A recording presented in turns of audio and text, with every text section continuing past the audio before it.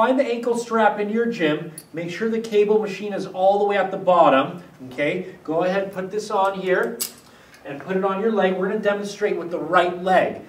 So you go ahead, you strap it on.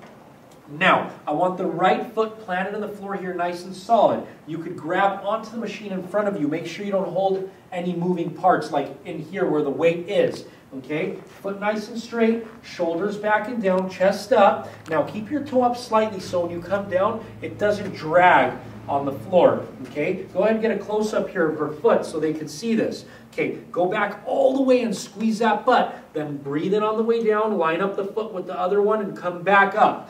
Now, you want to make sure your hips are parallel to the floor. If you noticed, she moved back a little bit. It's totally normal. You can't even notice when it happens. So I want you to try and make yourself aware of it to keep it nice and flat. Knee slightly bent, come back and squeeze that butt. It's a little movement. Breathe in on the way down, blow out on the way back, and make sure that that toe is upward. If not, it's going to drag on the floor. And hold on nice and tight, head straight, abs tight. This works your core as well.